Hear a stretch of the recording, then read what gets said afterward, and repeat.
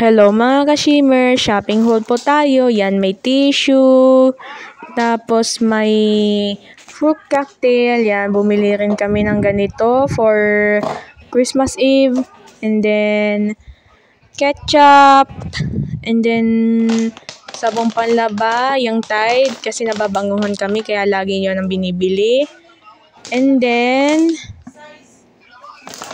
ketchup na tomato, and then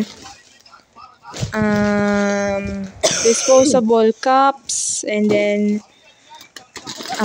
3-in-1 na coffee mix, and then Nescafe coffee mate.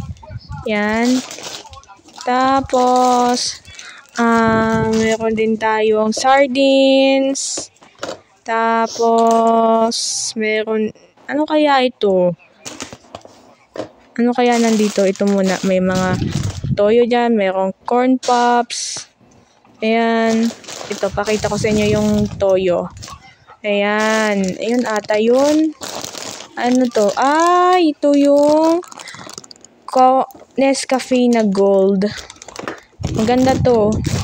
Tapos, ito ay pandesal. Tapos ito ay bihon. Ayan, akala ko kanina, itong pala yung century to, akala ko San Marino, pangkalamba yun.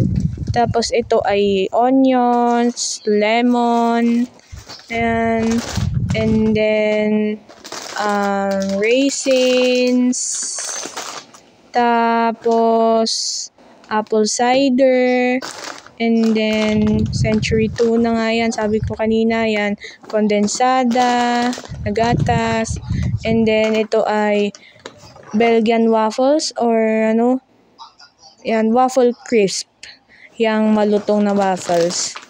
Yan. So, ano naman next?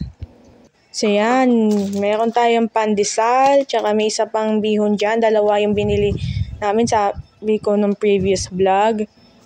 Tapos, ito ay Delimundo ata yan. Ewan ko kung ano yan. Tapos, mani. And then, yung box ng tissue. Ayan, meron po tayong toyo at saka yung white vinegar. Ayan, hindi ko po to alam kung ano to yung tatlong laman sa isang lalagyan. So, ito ay toothpaste, then dalawang Biotol, and then Cetaphil na soap bar. Tapos, meron tayong conditioner, napkins, mamaya, ito muna ng Julie's na crackers, and then yan na nga sabi ko kanina, yung napkins, tapos meron tayong furniture polishing, and then itong Mortella.